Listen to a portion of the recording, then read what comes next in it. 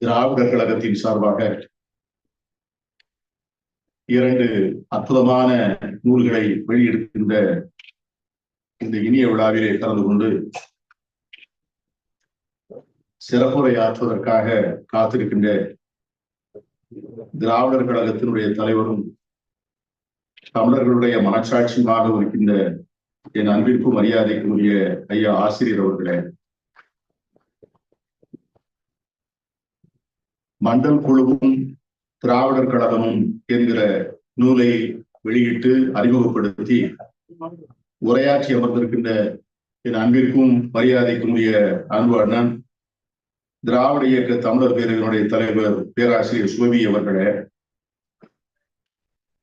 அன்பிற்குரிய திராவிடர் கழகத்தினுடைய துணைத் தலைவர் கவிஞர் கரிபூமன் அவர்களே, வரவேற்புரை வழங்கி அமர்ந்திருக்கின்ற திராவிடர் கழகத்தினுடைய பொருளாளர் குமரேசன் அவர்களே, மண்டல் குழுவும் திராவிடர் கழகமும் என்ற நூலினுடைய ஆசிரியர் என் அன்பிற்குரிய சகோதரர் கருணாநிதி அவர்களே, நன்றி உரை சொல்வதற்காக காத்திருக்கின்ற அன்பிற்குரிய இன்பக்கரி அவர்களே, தொகுத்து வழங்கி கொண்டிருக்கின்ற அன்பிற்குரிய பிரின்ஸ் அவர்களே, பெரியோர்களே, நண்பர்களே, என் அன்பிற்குரிய சகோதரிகளே, இந்த வரலாற்று சிறப்பு மிக்க நிகழ்விலே கலந்து கொண்டு ஒரு மிகப்பெரிய வரலாற்று ஆவணத்தை வெளியிடுகின்ற ஒரு பெரிய வாய்ப்பினை எனக்கு தந்த திராவிடர் கழகத்திற்கும் அதனுடைய தலைவர் ஐயா ஆசிரியர் அவர்களுக்கும் என்னுடைய நெஞ்சார்ந்த நன்றியினை தெரிவித்துக் கொள்கிறேன். அவர்களை பார்க்கின்ற போதெல்லாம் நான் இப்பொழுது சற்று வியந்து போகிறேன்.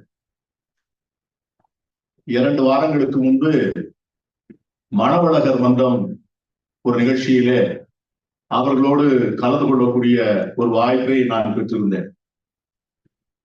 அந்த நிகழ்ச்சியிலே நானும் தோழர் மார்க்சிய கம்யூனிஸ்ட் கட்சியினுடைய மாநில செயலாளர் பாலகிருஷ்ணன் அவர்களும் கலந்து கொண்டோம். ஆசிரியர் அவர்கள் பேசிக் கொண்டிருந்தார்கள். நானும் தோழர் பாலகிருஷ்ணன் அவரும் அதை கவனித்துக் கொண்டிருக்கின்ற போது நான் சொன்னேன், ஆசிரியருக்கு என்ன வயது இருக்கும்,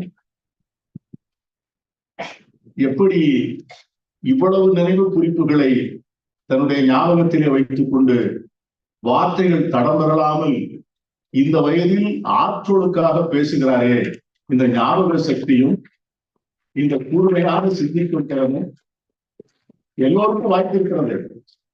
ஆனால் அது பழுதுபடாமல் இத்தனை நாளும் இது ஓடிக்கொண்டே இருக்கிறதே, இது எப்படி ஓடிக்கொண்டிருக்கிறது என்று நான் கேட்டேன்.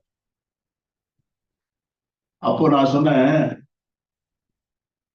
அமெரிக்க குடியரசுத் தலைவராக போட்டி விடுகின்ற ஜோ பைடனுக்கு நம்முடைய ஆசிரியரோட ஒரு 6 வயது கம்மி. அவர் நிலைமை நீங்க பாத்தீங்கன்னா மேடையில ஒரு நாள் அவருக்கு என்ன நடக்கிறதே தெரியவில்லை. ஒரு தேசத்தினுடைய குடியரசுத் தலைவர், உலகத்தினுடைய மிகப்பெரிய வல்லரசினுடைய தலைவர், அம்பு படைகள், அத்தனை விஞ்ஞான வசதிகள் இவ்வளவு வைத்துக் கொண்டிருக்கின்ற போது யாரோ ஒரு பெண்மணியை தன் மனைவி என்று முத்தமிட போய்விட்டார். கடைசியில் அந்த அம்மா ஓடியா இருந்தது. இதை எதற்கு நான் சொல்கிறேன் என்று சொன்னால்,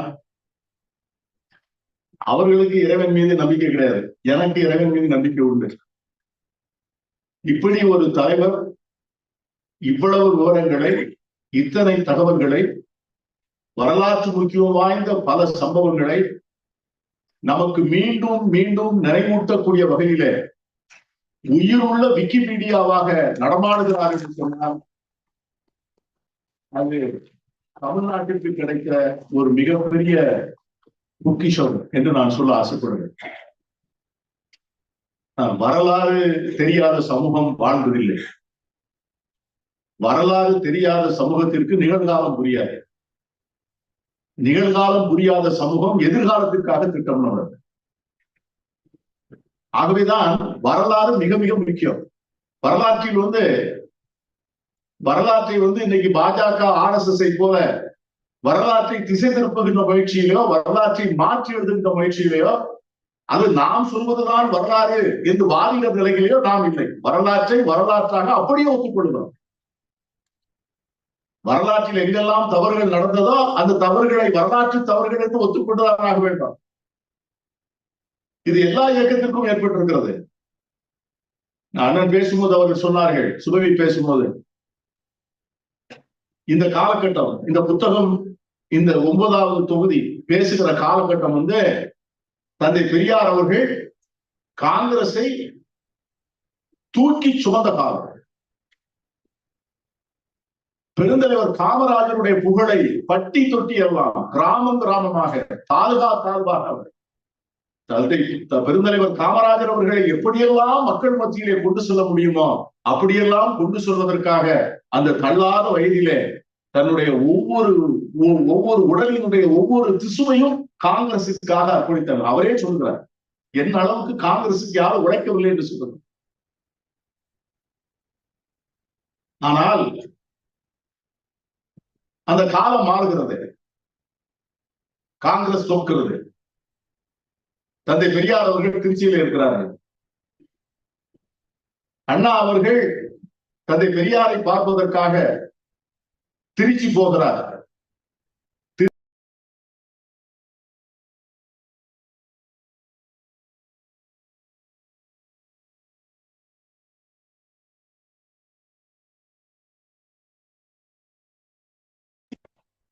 இவரால் உருவாக்கப்பட்டவர், இவரால் வளர்ந்தவர், இவரால் அறிமுகம் பெற்றவர், இவர் எதிர்த்து போராடுகிறார், அவரை கண்ணீர் துளி என்று சொல்கிறார் தந்தை பெரியார். இவர்கள் எப்படி சமதர்ம சமூகத்திற்கு எதிராக ராசாசியுடைய சூழ்ச்சி வலையில எப்படி இவர்கள் வீழ்ந்து கொண்டு சமதர்மத்தின் நாயகனை வீழ்த்த பார்க்கிறார்கள் என்று தெரு தெருவாக பிரச்சாரம் செய்கிறார்.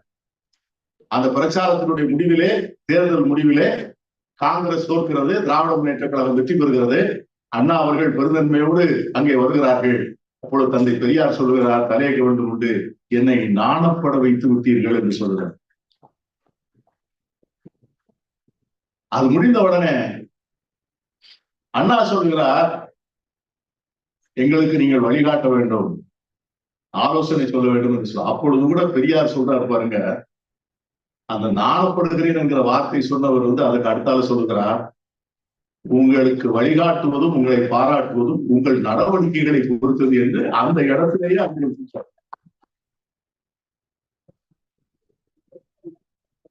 எனக்கு அந்த இடத்துல நான் உண்மையிலே மெய்சிலிருந்து போனேன். எவ்வளவு யோக்கியமான மனிதராக இருக்கிறார். அதாவது தனி மனித யோக்கியதை என்பது இருக்கிறது அல்லவா, அது என்னை பொறுத்தவரை, நான் படித்தவரை, தந்தை பெரியாரை போல ஒரு தனி மனித நேர்மையுள்ள ஒரு தலைவர். எனக்கு இந்த நூலில் ஒரு பெரிய சிறப்பு என்னவென்றால், நான் இதை எடுத்து சும்மாதான் படிக்க ஆரம்பிச்சேன், நான் கீழே வைக்கவே இல்லை. இதை படிக்கின்ற போது நான் விவிலியம் படிக்கிறேன், எனக்கு விவிலியம் படிக்கிற உணர்வு வந்ததுன்னு சொல்றேன். எப்படி சொல்றேன்னா, விவிலியம் என்பது 4 நூல்கள். யோவான், மத்தேயு, மார்க்கு, லூக்கா, இந்த 4 ஆசிரியர் எழுதிய புத்தகங்கள் தான் அந்த புதிய ஏற்பாடு என்று சொல்கிற விவிலியம். இதுல 2 பேர், யோவானும் மத்தேயும், இயேசுநாதரோடையே பயணம் செய்தவர்கள். அவருடைய வாழ்க்கையிலே ஒவ்வொரு நாளும் அவரோடு அருகிலே இருந்தவர்கள். அவர்கள் எழுதுகின்ற புத்தகத்திலே என்ன எழுதுவார்கள் என்று சொன்னால், இந்த அரும் காரியம் நடக்கின்ற போது இந்த நூலாசிரியரும் உடனிருந்தார் என்று எழுதுவார். பல இடங்களிலே ஏறக்குறைய தந்தை பெரியார் அவர்கள் பேசுகின்ற ஒவ்வொரு கூட்டத்திலும் நானும் அப்படின்னு பிராக்கெட் போட்டு வீரமணி நானும் உடனிருந்தேன். அது ஒரு ஐ விட்னஸ் ஆகும். இந்த ஐ விட்னஸ் இருக்கிற எவிடன்ஷியரி வேல்யூ இருக்கு பாருங்க.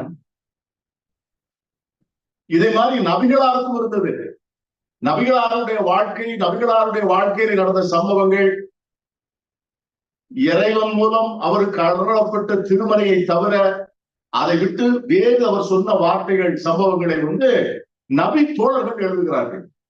அதை ஹதீஸ் என்று சொல்வார். அது ஒரு ஐ விட்னஸ் ஆகும். அதை போல பெரியார் என்கிற அந்த மாபெரும் ஒரு யுக புருஷர், ஒரு சிங்கிள் மேன் ஆர்மி வீழ்ந்து கிடந்த ஒரு சமூகத்தை தூக்கி நிறுத்தி தட்டி கொடுத்து அதன் முதுகெலும்பு வளைந்து கிடந்ததை நிமிர்த்தி வைத்து அதற்கு போரிட வேண்டும் என்கிற இன உணர்வை ஏற்படுத்தி ஒரு பெரிய ஆதிக்க சக்தியை தடுத்து நிறுத்திய ஒரு மாபெரும் வரலாற்று பயணத்திலே அவரோடு அணுக்கத்தொண்டராக பணிபுரிந்திருக்கின்ற ஐயா வீரமணி அவர்கள் இதிலே தொகுப்பாசிரியராக இருப்பதுதான் இந்த நூலுக்கு இவ்வளவு பெரிய சுவை என்று நான் சொல்ல ஆசைப்படுறேன். நான் திரும்ப யோசித்தேன், தம்பி பிரின்ஸ் அவர்கள் கூப்பிட்டு சொன்ன உடனே நம்ம எதுக்கு இந்த புத்தகத்துக்கு கூப்பிட்டார் ஆசிரியர்? நம்ம ஒரு திராவிட இயக்கத்தினுடைய தீவிரமான ஒரு இயக்கப்பற்றாளர் என்பதும் இல்ல, அண்ணன் சுபவி அவர்களை போல ஒரு பாரம்பரியமான சுயமரியாதை குடும்பத்துக்காரனும் அல்ல. எதற்காக என்னை கூப்பிட்டாருன்னு எனக்கு விளங்கவே இல்லை. ஒரு 15 பக்கம் படிச்ச பிறகுதான் எனக்கு புரிஞ்சிருக்கு. என்ன சொன்னானா, ஏய் ஒவ்வொரு காங்கிரஸ்காரரும் இந்த புத்தகத்தை தயவு செய்து படிக்கப்பா.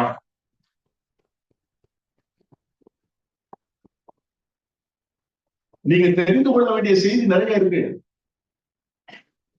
இப்போ எனக்கு சில அனுபவங்கள், இப்ப கடந்த நான் சில காலமாக இப்பொழுது ஒரு நிறைய நிறைய அண்ணன் சுபவி அவர்கள் போடுகிற ஒரு நிமிட செய்தி, அவர்களுடைய யூடியூப் நிகழ்ச்சி, நம்முடைய விடுதலை பத்திரிகை, இந்த மாதிரி நிறைய படிக்கும் போது பல புதிய செய்திகளை நாம் தெரிந்து கொள்ளும் போது காங்கிரஸ் பெரிய நண்பர்களோடு அதை பகிர்ந்து கொள்கின்ற போது சிலர் அதை ஏற்றுக்கொள்ள விரும்பவில்லை.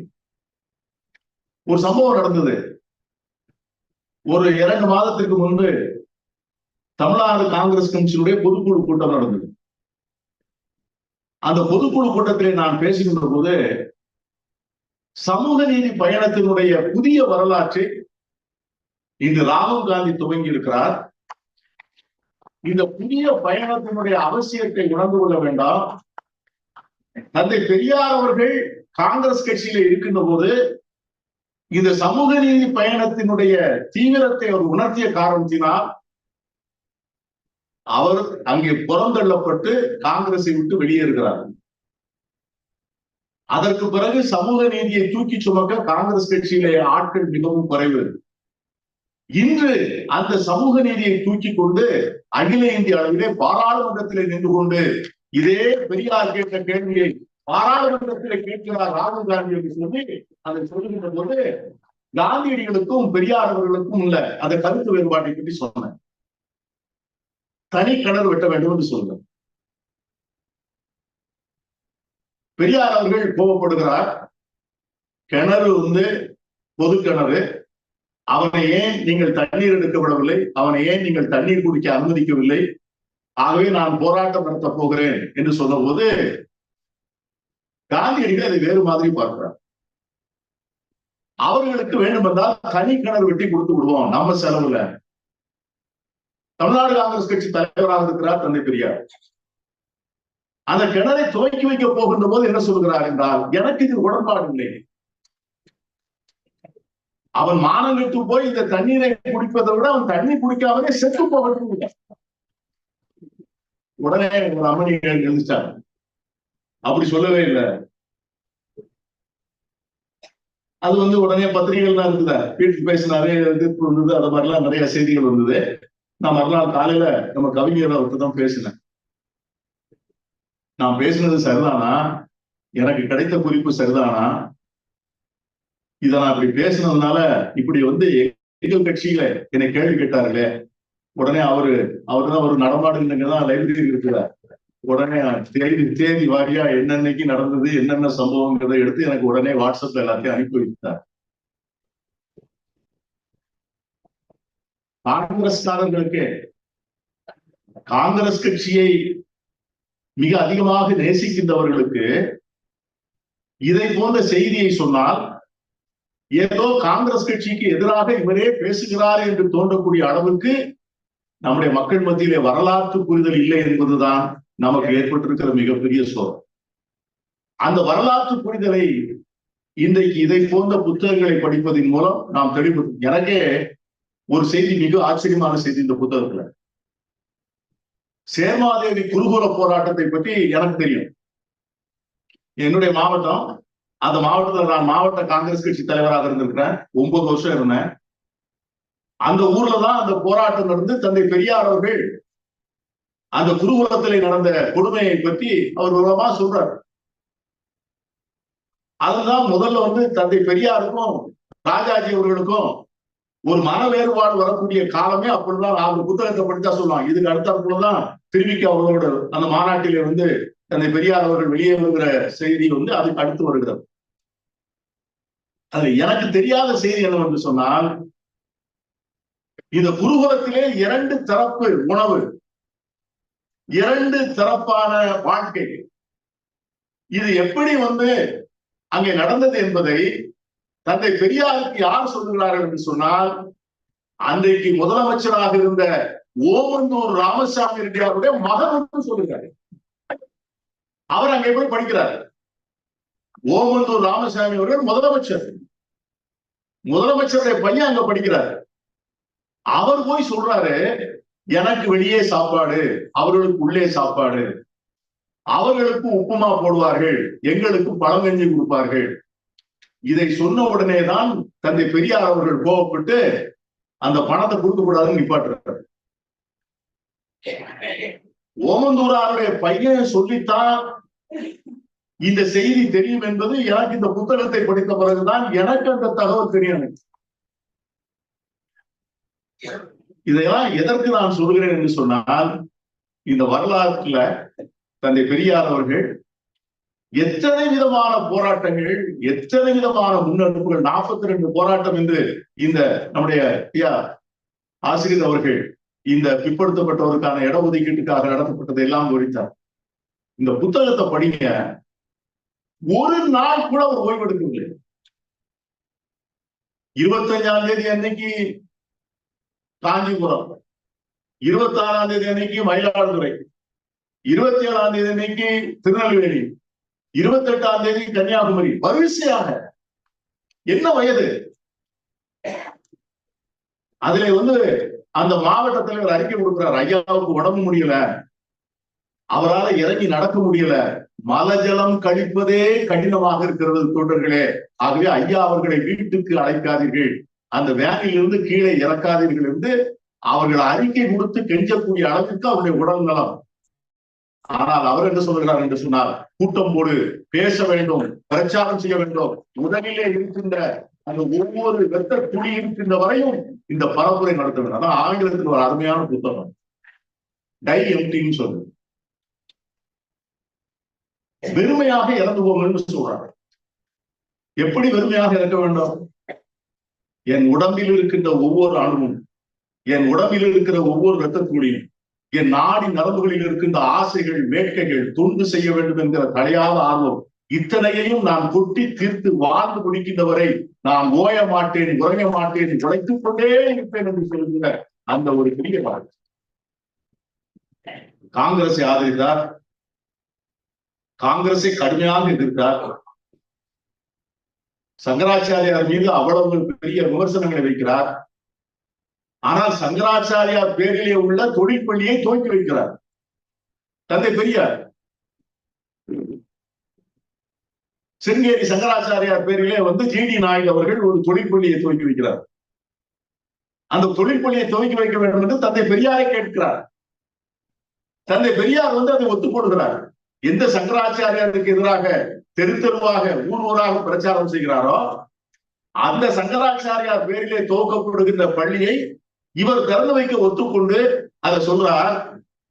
உங்களுக்கு எல்லாம் ஆச்சரியமாக இருக்கும், நான் வந்து என் நிலை மாறுகிறேனே என்று நினைக்கலாம், கரணம் போடுவது எனக்கு ஒன்றும் புதிதல்ல, நான் எத்தனை கரணம் வேண்டுமானாலும் போடுவேன், ஆனால் நான் போடுகின்ற கரணத்திற்கெல்லாம் ஒரே காரணம், தமிழன் சுயமரியாதையோடு வாழ வேண்டும். அதுல மட்டும் எனக்கு காம்ப்ரமைஸே கிடையாது. தலைவர் காமராஜர் மேல அவருக்கு ஏன் வந்து அவ்வளவு பெரிய காதல் தான் சொல்ல வேண்டும். தலைவர் காமராஜரை பற்றி சொல்லுகின்ற போது ஒரு இடத்துல ஒரு வார்த்தை சொல்லியிருக்காரு பாருங்க, எனக்கு அப்படியே புல்லரிச்சிருச்சு. தலைவர் காமராஜர் ரட்சகர் இருக்கிறார். எங்களுக்கு கிறிஸ்தவ வேதத்தை படித்தவர்களுக்கு தான் இந்த ரட்சகர்ங்கிற வார்த்தையுடைய அர்த்தம், முழு அர்த்தம் புரியும். உலக மீட்பர்னு சொல்லுவாங்க. மீட்பருங்கிற வார்த்தை தான் அந்த ரட்சகருங்கிற வார்த்தை. தந்தை பெரியார் அவர்கள் இன்னும் ஒருபடி சொல்றார். தலைவர் காமராஜரை இந்திரா காந்தியை ஆதரிக்கின்ற போது நீங்கள் ஏற்றுக்கொள்கிறீர்களா என்று கேட்ட போது, இந்த மாபெரும் மனிதர்கள் தலைவர் காமராஜர் எல்லாம் அரசியல் வருவதற்கு முன்னாலே அரசியலிலே மிகுந்த அனுபவம் பெற்ற இந்த மாபெரும் தலைவர் சொல்லுகிறார், தலைவர் காமராஜர் எதை செய்தாலும் சரியாகத்தான் செய்வார், என்னை விட அதிகமாக ஆழ்ந்து யோசிப்பார், ஆகவே அவர் என்ன முடிவெடுத்தாலும் நான் அதை ஆதரிப்பேன் என்று சொல்லக்கூடிய அளவுக்கு தலைவர் காமராஜர் மேல. இதுல ஒரு இடத்துலதான் நான் ஒரு சின்ன விளக்கம் கொடுக்கணும். காமராஜர் ஆட்சி வேண்டும், காமராஜர் ஆட்சி மீண்டும் கொண்டு வருவோம். இது நாங்க அடிக்கடி மேடையில பேசுறோம். இப்ப நான் ஒரு வாரத்துக்கு முன்னால ஒரு யூடியூப்ல பேட்டி கொடுக்கின்ற போது நான் சொன்னேன், காமராஜர் ஆட்சி என்பது வேறு, காங்கிரஸ் ஆட்சி என்பது வேறு. எங்க ஆளுகள் கொஞ்சம் பேர் போவாங்க, இதே நீ வழக்கமா செஞ்சுட்டு இருக்கியா? இத நானாத்தான் யோசித்தேன். ஆனால் இந்த புத்தகத்தை படித்த பிறகுதான் அதற்கான நியாயமும் அதற்கு பின்னாலே இருக்கின்ற உண்மையும் எனக்கு முழுமையாக புரிய ஆரம்பித்தது. காமராஜரை ஆதரிக்கின்ற தந்தை பெரியார் அவர்கள் அதே நேரத்திலே பக்தவச்சலம் ஆட்சியை கடுமையாக எதிர்த்தார். அவர் சொன்னார், காங்கிரஸை நான் ஏன் ஆதரிக்கிறேன்? சமத்துவத்தையும் சமதர்மத்தையும் ஆதரிக்கின்ற காங்கிரஸை நான் ஆதரிக்கிறேன். ஏனென்றால் இதற்காகத்தான் நான் 30 ஆண்டுகள் உழைக்கிறேன். நான் அடைகாத்து பொறித்த குஞ்சு அது காமராஜர் மூலமாக வெளியே வந்திருக்கிறது அவர் சொல்றாரு. ஆனா அந்த காமராஜர் ஆட்சியுடைய அந்த மாண்பை, அதனுடைய உயிரோட்டத்தை பக்தவச்சலம் ஆட்சியிலே கொள்ளுகிறார். ஆகவே பக்தவச்சலம் ராஜினாமா செய்ய வேண்டும் என்று தந்தை பெரியார் அவர்கள் எழுதுகிறார். நிறைய, அதாவது சொல்லிக்கொண்டே போகலாம். காங்கிரஸ் கட்சியில இருந்த நிலைமைகளை பற்றி சொல்லுகின்ற போது, தமிழ்நாடு காங்கிரஸ் கட்சியில நடந்த நிலைமைகளை பார்க்கின்ற போது தமிழ்நாடு காங்கிரஸ் தலைவர்களுடைய பட்டியலை வரிசையாக வாசிக்கிறார். நான் இப்ப அதையெல்லாம் சொன்னா எங்க நண்பர்கள் நாளைக்கு பாதியை கேட்டுட்டு விமர்சனம் பண்ணுவாங்க யூடியூப்ல ஏதாவது பார்த்துட்டு. என்ன காரணத்திற்காக காங்கிரஸை விட்டு நான் வெளியே வந்தேன்?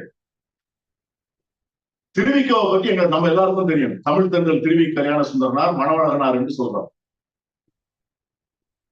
அவர் தலைவராக இருக்கின்ற போதுதான் அந்த தீர்மானம் தந்தை பெரியார் அவர்கள் கொண்டு வருகிற தீர்மானம் ரிஜெக்ட் ஆகுது.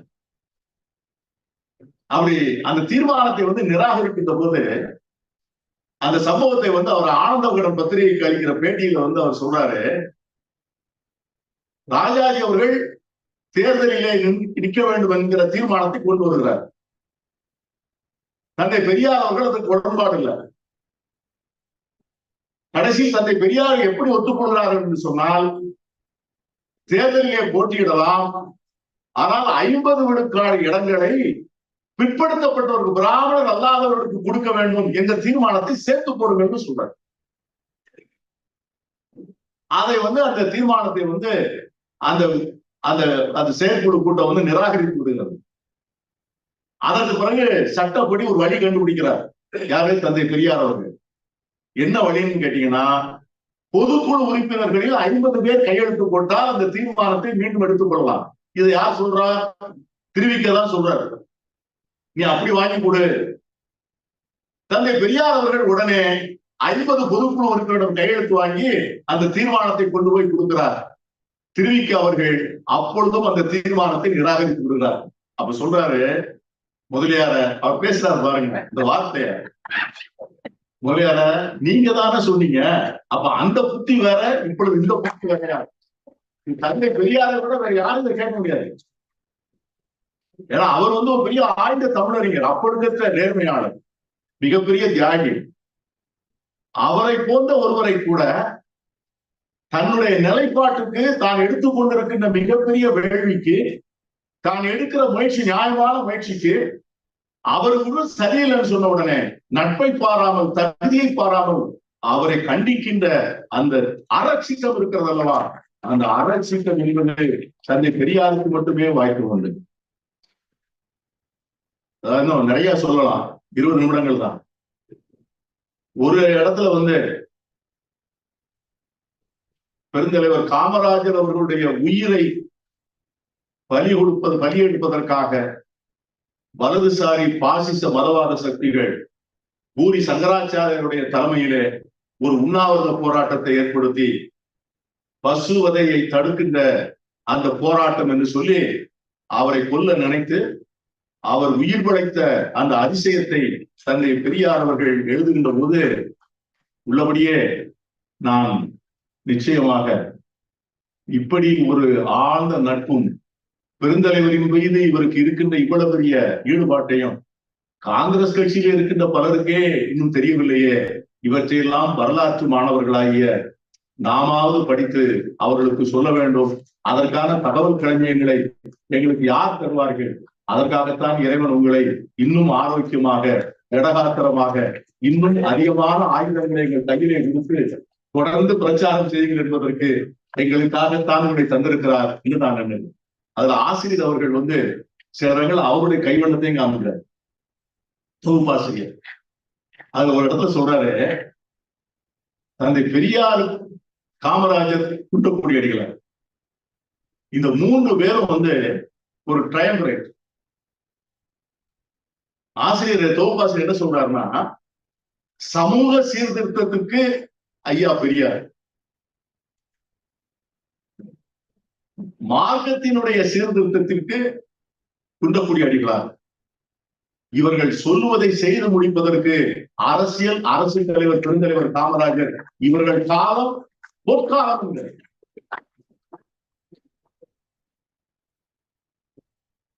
தலைவர் குன்றக்குடி அடிகளார் வந்து பேசுகிற பேச்சுக்கள்லாம் வந்து எனக்கு தெரியாது. குன்றக்குடி அடிகளார் நேருவை பற்றி இவ்வளவு பேசுவாரா என்று இந்த புத்தகத்தை படித்த போதுதான் நான் தெரிஞ்சு. நேருவை பற்றி குன்றக்குடி அடிகளார் பேசுகிறார்.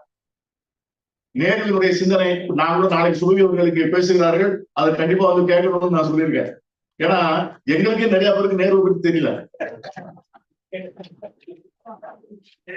வரலாறு தெரியாததான் பெரிய கோளாறு.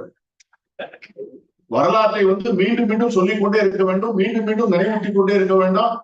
அந்த வரலாற்றை தெரிந்தவர்கள் அதை மீண்டும் மீண்டும் சொல்வதுதான் அவர்களுக்கு இருக்கிற கடமை. அதை கேட்பது நம்மை போன்றவர்களுக்கு இருக்கின்ற கடமை என்று நான் காங்கிரஸ் கட்சியினுடைய என்னை கூட என்னுடைய செயல்கள் கொடுத்து அதான் சொன்னேன், நேருவை பற்றி தெரிந்து கொள்ளுங்கள்.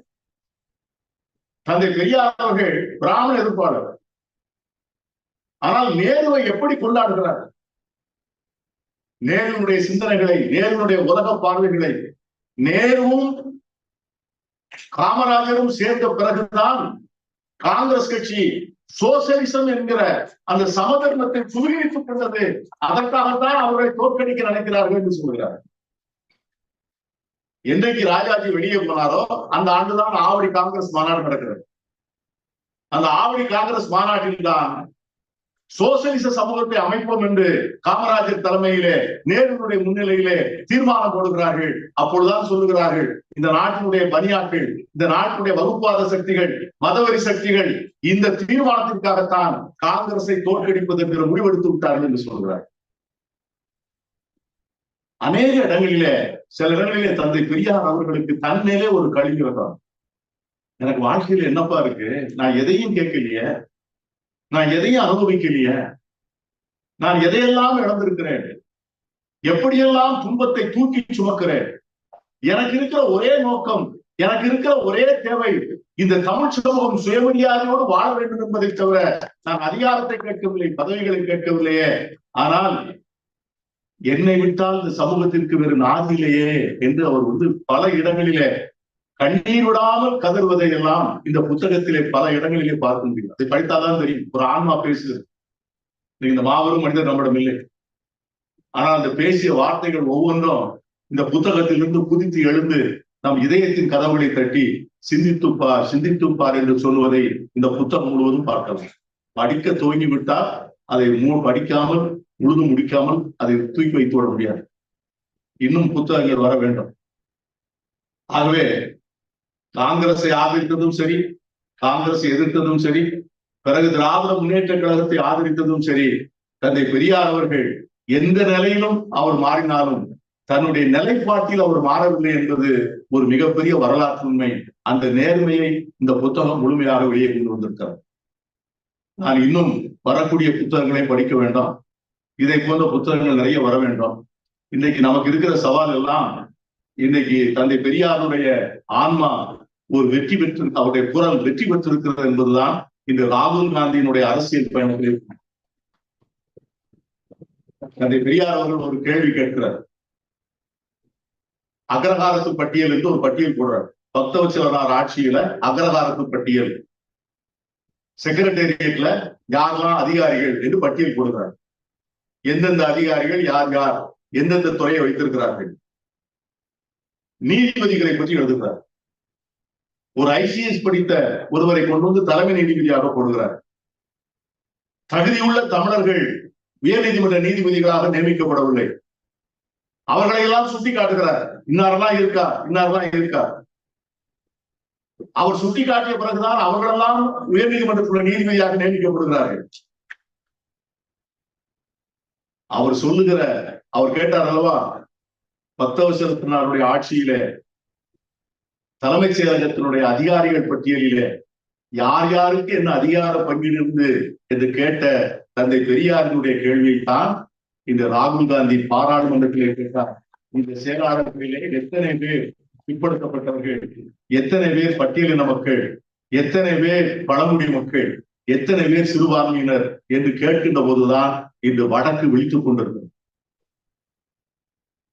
தெற்கே நமக்கான ஒரு சமூக சூழல் உருவாகி வருகின்ற சூழ்நிலையில இந்த மாபெரும் சமூக நீதியினுடைய விழிப்புணர்வை வடக்கே ஏற்படுத்துவதற்கு இன்று ஒரு இளைஞர் வந்திருக்கிறார் என்பது தந்தை பெரியார் கொண்ட தத்துவத்தினுடைய வெற்றி என்றே நான் நினைக்கிறேன். ஒரு மனிதனுடைய வெற்றி எங்கே இருக்கிறது என்று சொன்னால், எங்காவது ஒரு நாள் தோற்க போகும் ஒரு தத்துவத்திலே இன்று நான் வெற்றி பெறுவதை விட, எங்காவது ஒரு நாள் வெற்றி பெறும் தத்துவத்திலே இன்று நான் தோற்க தயாராக இருக்கிறேன் என்று தந்தை பெரியாருடைய வாழ்க்கை சொல்லுகின்ற செய்தியானது. இன்னைக்கு இந்த கேள்வி பாராளுமன்றத்தில் எதிரொலிக்கிறது. அதன் மூலமாக வட இந்திய மாநிலங்கள் முழுவதும் எதிரொலிக்கின்றன. மதவயப்பட்ட இளைஞர்கள், சாதி வரி பிடித்த இளைஞர்கள் இந்த மாற்றி சிந்தித்து சமூக நீதியின்பால் ஈர்க்கப்படுகிறார்கள் என்று சொன்னார். அது தந்தை பெரியார் அவர்கள் ஆற்றிய தொண்டினுடைய மிகப்பெரிய அலை என்கிற அந்த அலையுடைய வீச்சுதான் அதற்கு காரணம் என்று சொல்லி, அதை போன்ற ஒரு மாபெரும் ஒரு இயக்கத்தை, ஒரு தத்துவத்தை முன்னிறுத்தி வாழ்கின்ற போது மட்டுமல்ல, வாழ்ந்து முடிந்த போதும் கூட இன்னும் 100,000 ஆண்டுகள் இந்த மண்ணினுடைய குரலாக அவர் ஒலித்துக் கொண்டே இருப்பார். சமூக நீதி என்பது ஒரு பயணம், அது ஒரு போய் சேர்ந்த இடம் அல்ல. It is always a journey. அந்த பயணம் ஒவ்வொரு காலத்திலும் தனக்கு வேண்டிய தலைவர்களை தேடிக்கொள்ளும். அப்படி தேடப்பட்ட இன்றைய தலைவர் தான் நம்முடைய ஐயா வீரமணி அவர்கள். உடைய ஆசிரியர்கள் சொல்லி இந்த மகத்தான வாய்ப்புக்கும் இந்த வரலாற்று புகழ்மிக்க நிகழ்வோடு என்னையும் நினைத்துக் கொள்ளக்கூடிய ஒரு அரிய வாய்ப்பினை எனக்கு தந்த திராவிடர் கழகத்துக்கும் சிறந்த நன்றி சொல்லி விடைபெறுகிறேன். நன்றி.